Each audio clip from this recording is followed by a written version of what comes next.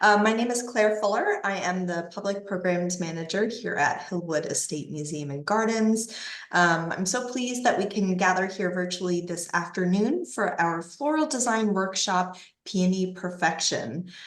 We hope to see those of you in the DC area on site in the upcoming months to explore our current special exhibition, Marjorie Merriweather Post's Paris. You can find more information about our upcoming programs and purchase tickets on our website at hillwoodmuseum.org. And I'll go ahead and drop that link in the chat for you all to see.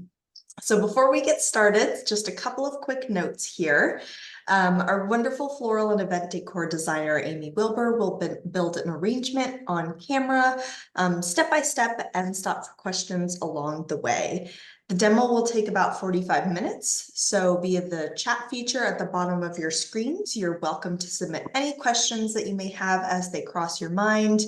After the demo, I'll invite you all to stay for a show and tell. If anyone is interested in sharing their own arrangements, if you're following along at home, you are welcome to share at the end of today's program. So it is now my pleasure to pass us over to Ami Wilber. Great. Thank you so much, Claire, and welcome everyone, and happy almost June, if you can believe that. But we are in the midst of the gardens being in full bloom right now at Hillwood. And one of the things that I like to do is try and pick topics that are going to be relatively seasonal.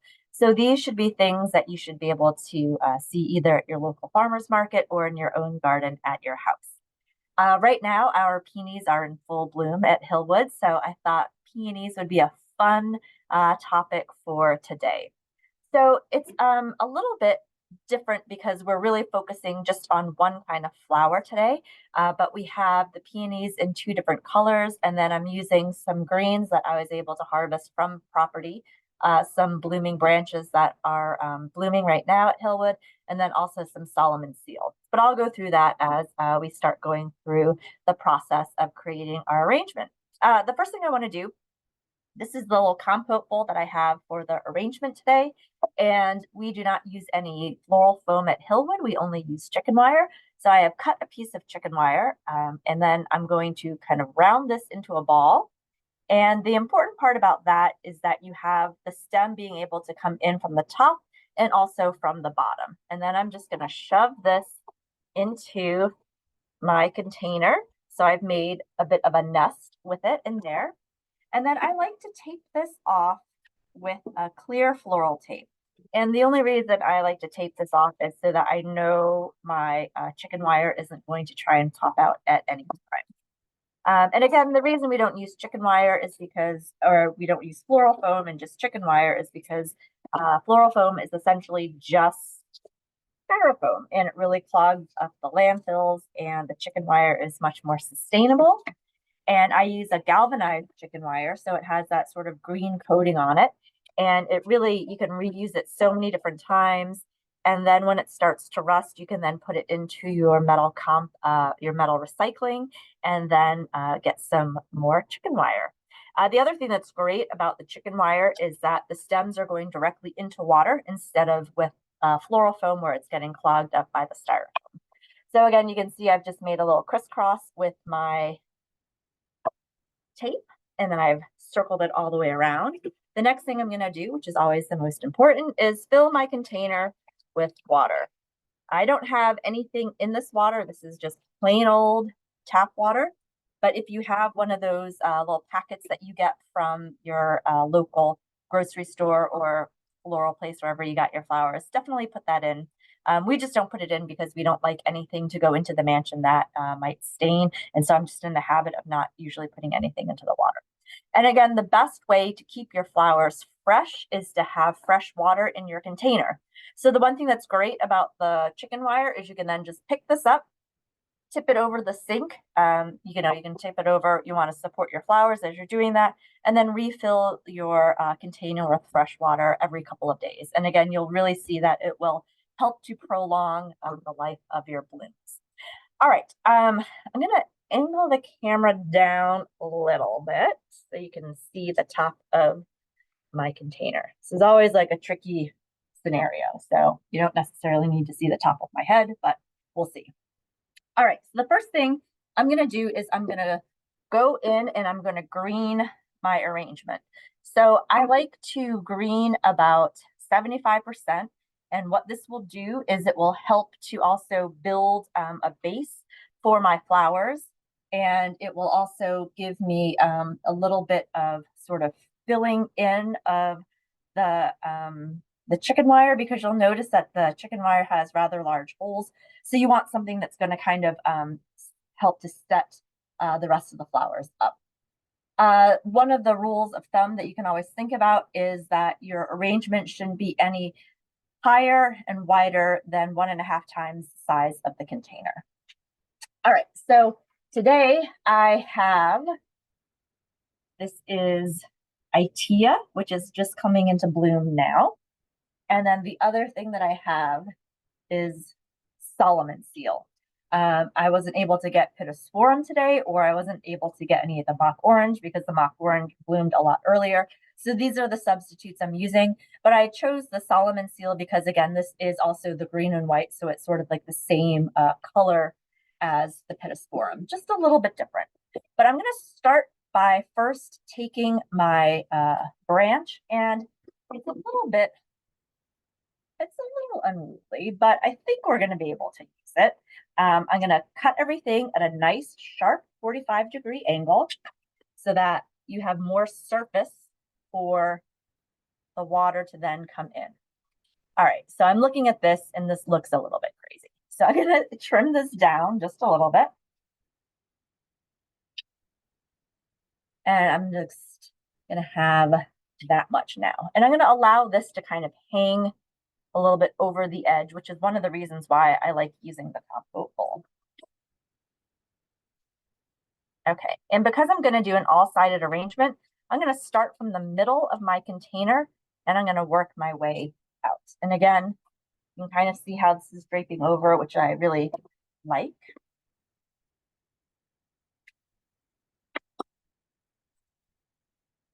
And again, when I'm doing an all-sided arrangement, I'll start from the center and I'll work my way out. If I was doing a one-sided arrangement, I would typically start from the back and then work forward. I'm stripping off any kind of greens on my stems so that everything going into my container is nice and clean. If you have leaves in there, it might start to rot and just sort of soil your water a little bit faster. Okay. I'm going to go in with a little bit more of this Itea. I'm going to turn this around. If you notice, I'm turning my arrangement because I have it on a Lazy Susan, which is one of my favorite design tools, because you don't have to then pick up the actual container. You can just let it rotate around.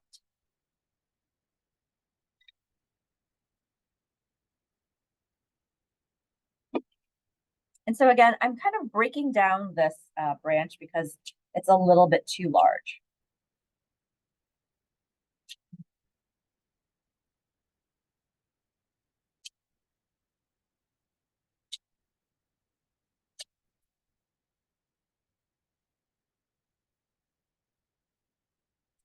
All right.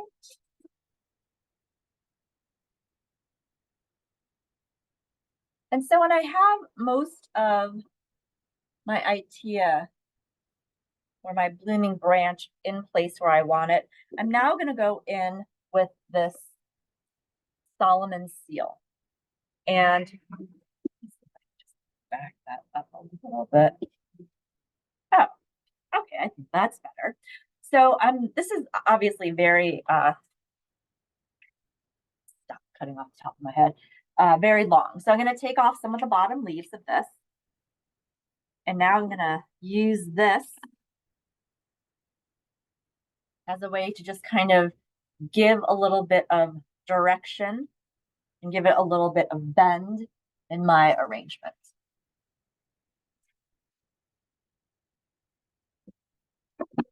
I like to put things in at an angle. So I'm never putting anything in straight up and down. Everything's always kind of going in at a slight angle. I also like to think about doing things in odd numbers. like this is 1, 2, and I'm going to do a third one up here, 3. And what this does is it just kind of gives you like a little triangle pattern, which sometimes I think helps to then fill in the rest of your flowers, because then you have this sort of base or triangle that is giving you a little bit of understanding where things are going. So I've done 1, 2, can't really see it, but you can see it over here, 3, with my Solomon seal. I'm actually going to cut this down a little bit more. It's a little long. And I'm using this, I think you can see probably a little bit more clearly now. So 1, 2, 3. And I'm kind of using that along with my Itea. I'm going to put in a little bit more Itea, and then I'm going to start in with my peonies.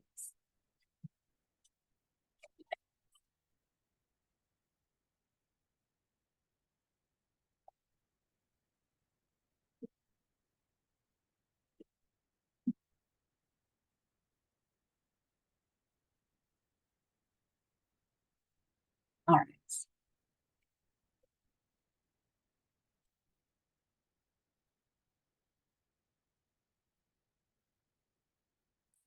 So again, I'm kind of like cutting it down so it's a little bit more of a manageable size.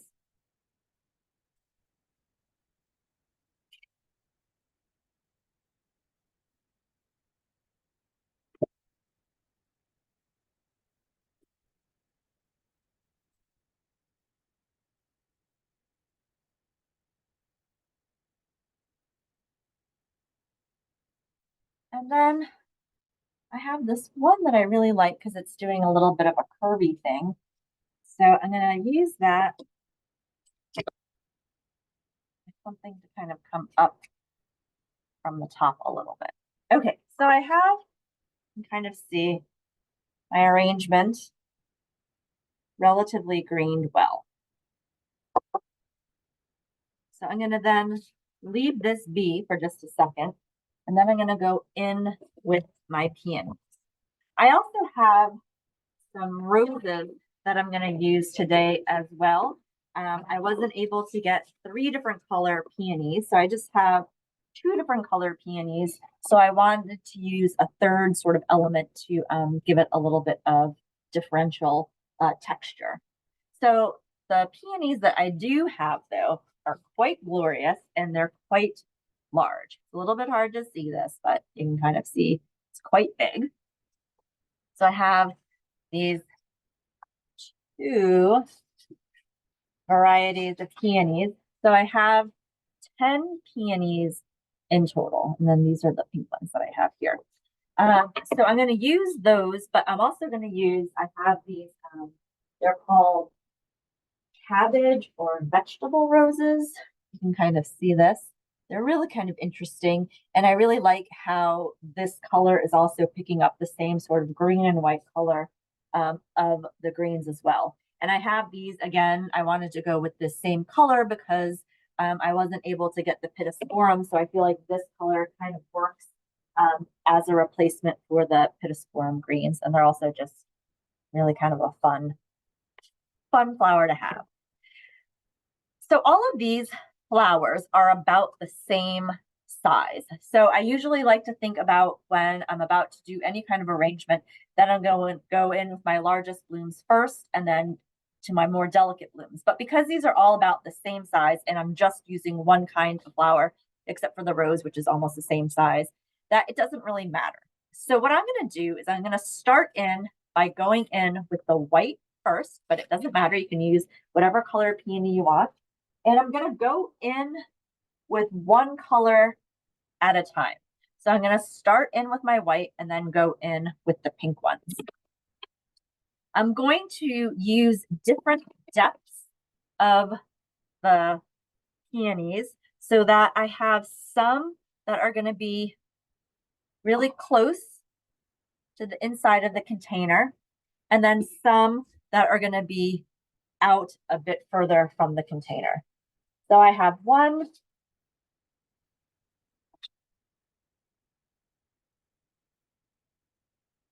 You can kind of furl them open a little bit, but I mean, look at the size of this thing. It's like almost the size of half of my head. They're really quite large. So it's going to be fun to work with these. And if you have any kind of like brown on your peony, you can just sort of pluck off the individual petal. What I'm going to do, because this again is an all-sided arrangement, is I'm going to actually balance out. So from this side, I'm going to do the same thing and have this one over here on this side. So I have 1, 2. You can see right there. And then I'm going to do a third one up a little bit higher. But again, I'm just going in with my white ones to start.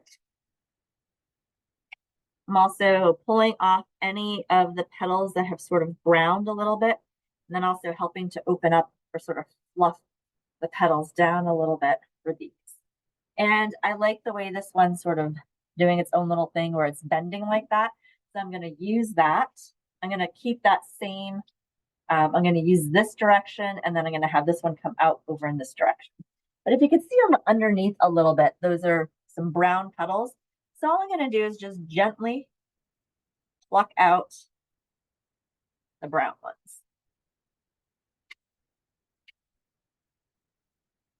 So that you don't see them. Okay.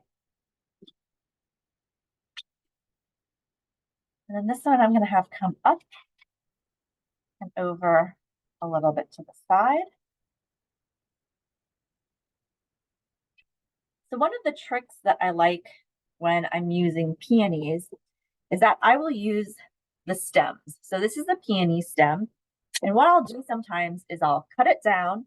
And if my peony, because they are like really heavy and the head is kind of large, I will use this stem and then I will wedge it in so that I can prop up the peony a little bit. So imagine if this is, I'll use this one. So if this is the one, and let's say she's like really leaning over this way, I would put this stem in to the container to then place it to help it sort of secure it in to the chicken wire, if that makes sense. Do you guys have questions about that, or do you have any questions in general before we get going with the rest of these white peonies? No questions yet? Okay, good. So hopefully that means this is making sense and I'm not just babbling along here. All right, so I'm going to continue with my white ones. I'm going to look now for spots that need a nice big flower. Amy, I had a question. Yeah. Sorry, I might have missed it, but did you add flower food when you put the water in? I did not. Okay. So I typically never use floral food because we don't use it for any of our arrangements in the mansion. But if you have it, you can certainly add it in. It's just usually a mixture of some kind of sugar and then some kind of bleach agent to keep the water clean. Thank you. You're welcome. All right. So, I mean, these peonies are quite large. It's almost like this is making the arrangement itself. All right. So then I have one more that I'm going to use. And that's going to be my 5 white peonies. Again, I'm going to pull off any kind of nonsense that's happening with it. So I have 1, 2, 3. And I don't want it to be just like a big white skirt kind of around. So I'm actually going to look for a different peony. I'm going to go this one.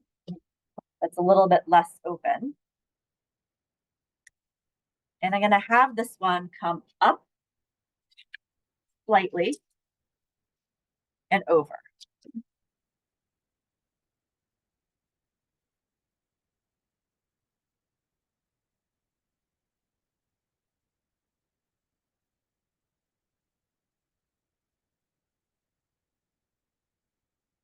Okay. I like that. So again, it's not too balanced, I guess, is the word I'm looking for. And then what I'm going to do is I'm going to go in with my pink ones and I'm going to start to fill in these little triangle spaces that I've created with the white ones, if that makes sense. I'm going to start from the top.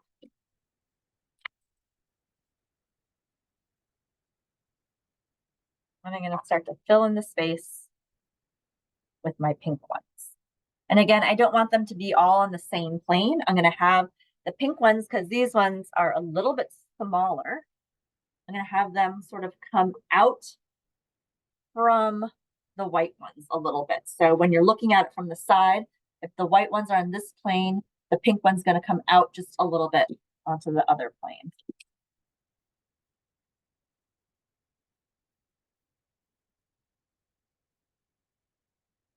You can kind of see, like, if you're looking at this one is out just a little bit from there.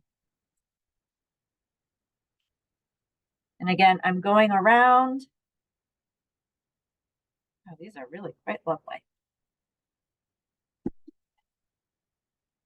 And I'm looking, like, specifically, if you look at this 1, 2, 3, this little triangle empty space right there, that's where I'm going to go in with my peony, like that. And, you know, I feel like I'm sort of cheating you out of a real good floral design class today, because you can't go wrong with peonies. It doesn't matter what it's going to look like design-wise or in the end. I mean, they're peonies. They're going to be gorgeous, and everyone's going to be happy because they are such amazing flowers and they have a wonderful scent to them. So again, this is just sort of giving you sort of ideas of how to try and make your peonies just a little bit more glorious, even though they're pretty darn glorious as is. So again, I'm just sort of filling in this one. If you can see right here, these are on the same plane. So I don't want that. So I'm going to just kind of scooch it so it's not exactly on the same plane. And that will give it a little bit of depth. Now I've lost count. 1, 2, 3, 4. So I have one more peony to go. And I think it's going to come down over here in this area.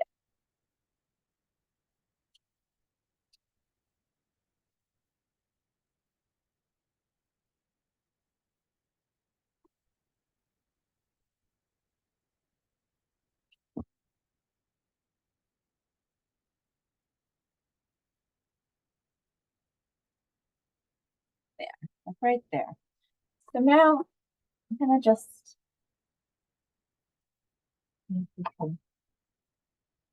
see this. I have these roses. So what I'm going to do is I'm going to look into some of these areas and see where I have maybe like a little bit of a hole or a space. If you have more peonies, just keep continuing to fill it in with peonies. If you have something else, any other kind of flower, you can kind of go in and start filling in with that. I have these roses, so I'm going to go in and fill in sort of the spaces that are a little bit like right in there. I'm going to start filling it in with a couple of these roses. And again, I'm kind of using these roses almost as like the green element of the arrangement. So instead of having the pittosporum, I'm using these roses kind of in their place to sort of bring up and add a little bit more green texture to the arrangement.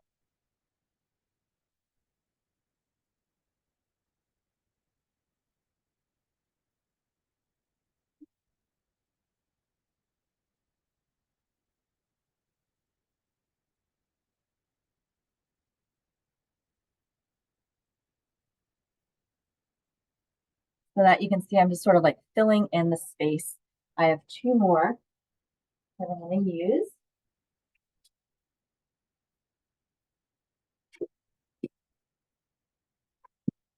And then if you don't have roses or you don't have the pittosporum, you can go in and just start filling in with whatever green that you have that you need to fill in some space with.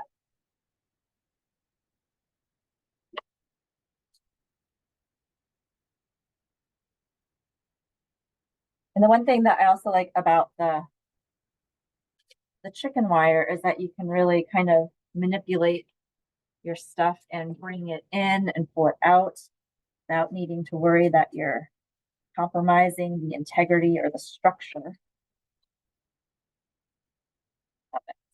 All right, so I like that better. And then I have one more little bald spot right there where I'm going to put my last little vegetable rose. And then I'm going to just sort of go in and zhuzh a little bit with the flowers. I do want to add in a little more of my Itea for the flowering branch into some spots that I can kind of see that look a little bit bare. I also don't like how this stem right here is just sort of stuck up there with nothing around it. It looks a little bit naked. So I'm going to go in and add just a little bit of my flowering branch. So you can see like right there where it's kind of like a naked, and I want to put something in there to kind of nestle it in to make it look a little bit more natural, like it is growing in the garden. Because ideally the goal of all of this is always to just try and create something that looks like it just was plucked out of the garden, or that it's a little miniature garden that's growing in your home. And again, I'm going to go in and fill in some spaces with the rest of my greenery that I have left over to just kind of tuck things in, again, to not have these sort of like weird naked stems sort of sticking out. And I think I'm just going to go in with one more little piece of my Itea into this naked spot here.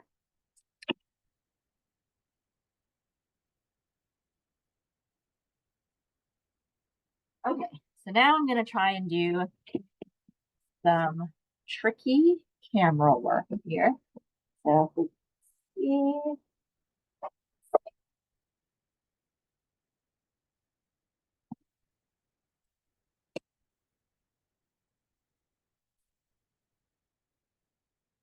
This.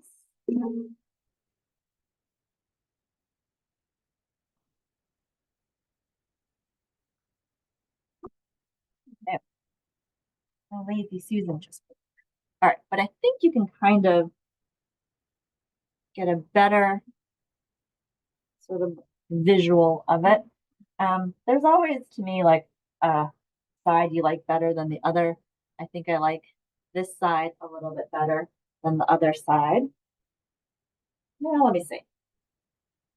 Yeah, I think this side is good. So what I'm gonna do is just fold up this dark background behind it so that you can kind of get a better sense of the arrangement. Show you from the other side.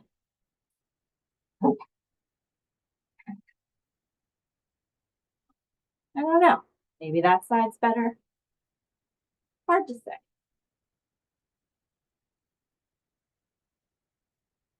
All right. What questions do you guys have? Got one quick question here. Yes. What type of roses are they? They're called vegetable or cabbage roses.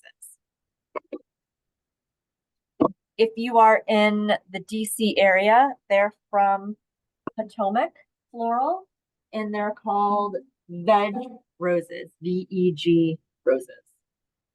But I've also seen them called cabbage roses as well.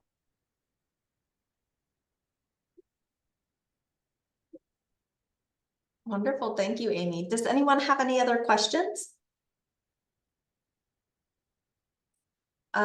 Any tips on making peonies last longer? So that's a tricky one. The only thing that I can recommend is just keeping them in a cooler spot of the house and not have them in direct sun. But the one thing with peonies is they are absolutely gorgeous, but they are relatively fleeting. The peonies that I've picked from Hillwood I would say they last like about 4-ish days, and then they start to brown.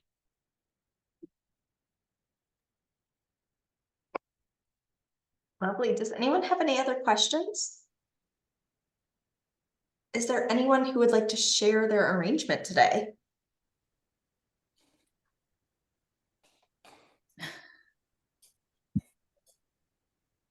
Oh, okay. Got a couple hands. I see Marie here. Marie Alice, is that correct? Yes, that's correct. Perfect. Oh, hello. How are you? And how are you doing, Amy? Good. Good afternoon, everyone. Sorry, I had shoulder surgery about 2 months ago, but this is my arrangement. I think it's a little heavier on the greenery. So I like how yours had more, I wouldn't say definition, but depth to it, if that makes sense. Like these are kind of straight up. So I think next time I would pick some greenery that kind of like softly falls more gracefully. But this is And so the other thing that you can do is if you do have greenery that is like really kind of stiff and doesn't have any bend to it, is that you can do different depths of it so that you can cut some that are like really short and that are going to stick in much closer to the container. And then you can have the other ones that kind of come out a little bit.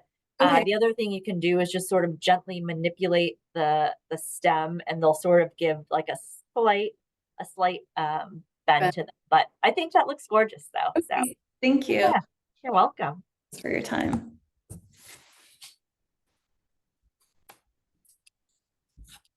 Great. Would anyone else like to share? All right, I see Nancy here. Hello. Hello, how are you? Good. How are you? I am well, thank you. Oh, those are gorgeous. Over. I don't know if you can get the full event here. These flowers were just beautiful to work with. Yeah, the spirea is beautiful, and so is the Solomon seal. But I like the different peonies. You have the single one, the bloom ones, and then maybe there'll be some other different ones as well. But those are really, really quite beautiful. Yeah, they're all the same color. However, they're not a tricolor arrangement, but I just loved working with this. Yeah, it looks gorgeous. Well, thank you.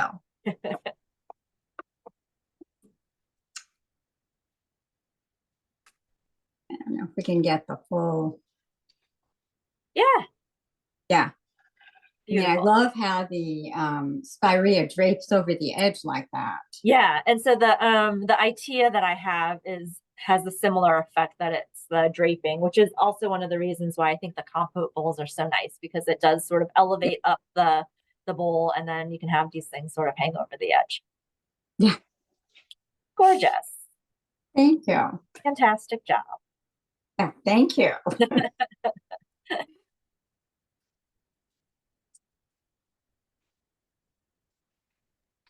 Awesome. Would anyone else like to share today?